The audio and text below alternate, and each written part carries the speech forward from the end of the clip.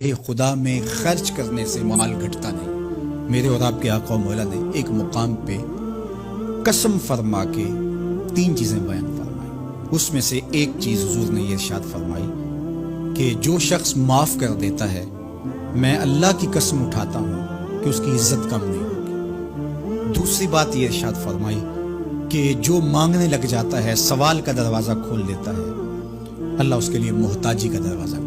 دیتا ہے۔ حالات سخت بھی ہوں، اگر قابل برداشت ہوں تو ان کو برداشت کرنا چاہیے تاکہ سوال کی عادت نہ پڑے۔ انسان مخمسے کی حالت میں ہو، مجبور ہو جائے تو وہ ایک الگ بات ہے، مخمسے کی حالت میں سوال جائز ہو جاتا ہے، لیکن اگر حالت مخمسے کی نہ ہو تو پھر سوال نہیں کرنا۔ تھوڑی سی مشکل آئی اور اناج بٹتے ہوئے دیکھا تو خود بھی سوالی بن کے جا کے کھڑے ہو گئے، جبکہ ہمارے گھر کے اندر اتنا کچھ موجود تھا کہ ہم گزر کر سکتے تھے، لیکن مفت کا مال ہے لہٰذا کوئی حرج نہیں ہے، تو پھر آہستہ آہستہ انسان اس کا عادی بن جاتا ہے۔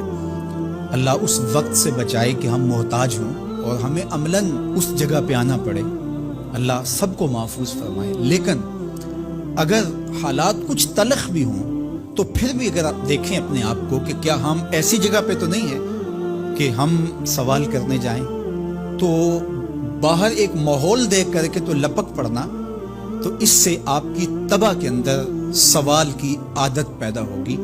تو اس لیے جو مانگنا شروع کر دیتا ہے پھر اس کے لیے محتاجی کا دروازہ بند نہیں ہوتا، الا یہ کہ کوئی سخت مجبور ہو جائے تو شریعت اس کو اس کی اجازت دیتی ہے۔ تیسری بات میرے اور آپ کے آقا و مولا نے جو قسم کر کے کہی، ما نقص مال عبد من صدقہ، کہ صدقے سے بندے کا مال کم نہیں ہوتا۔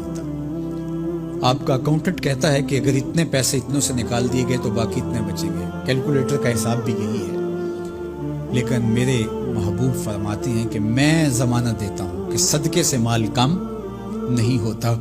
تو اس لیے تم راہ خدا میں خرچ کرو گے تو میرا رب کہہ رہا ہے خیر لانفسکم، یہ تمہارے لیے بہتر ہے۔ تمہیں لگتا ہے کہ اتنے کم ہو جائیں گے، لیکن ایسا نہیں ہے۔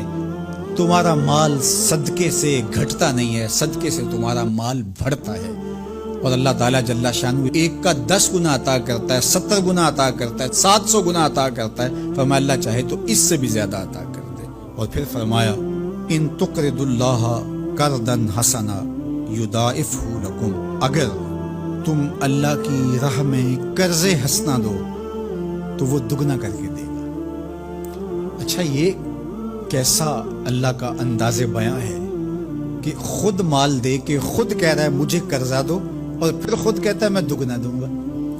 دیا ہوا کس نے ہے؟ اسی نے، اور کہتا ہے کہ جو میں نے تمہیں دیا ہے اس سے مجھے دو، اور میں پھر اس کو اپنے دیے ہوئے مال سے دیے گئے مال کو دگنا کر کے تمہیں لوٹاؤں گا۔ اللہ اکبر۔ اور پھر فرمایا وَيَغْفِرْ لَكُمْ، اور تمہیں بخش بھی دوں گا۔ واللہ شکور حلیم، وہ شکر گزار بھی ہے اور حلم والا بھی ہے۔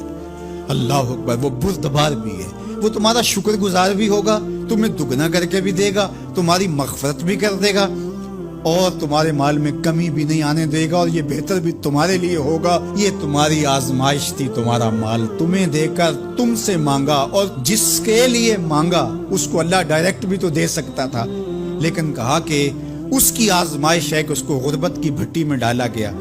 تمہاری آزمائش یہ ہے، تمہیں فراوانی دی گئی۔ اب دیکھیے کہ وہ آزمائش میں پورا نکلتا ہے، تم آزمائش میں پورے نکلتے ہو، دونوں آزمائش میں پورے نکلتے ہیں، یا پھر تم نامراد اور ناکام ہو جاتے ہو۔ اللہ اکبر۔ اللہ جل شانہ پورے عالم کے اوپر پھیلی ہوئی وبا کو دور فرمائے، بالخصوص امت مسلمہ کی خیر کرے، اور میرے وطن پاکستان کو امن کا، نور کا، رحمت کا گہوارہ بنائے، اور یہاں نظام رسول کی بہاریں پیدا کرے۔ اللہ ہمیں معاشی بحرانوں سے نکال کے معیشت کا استحکام عطا کرے، اور ایک دوسرے کے لیے جذبہ احساس، جذبہ ہمدردی اور راہ خدا میں خرچ کرنے کا جذبہ فراواں ہمارا مقصود کرے۔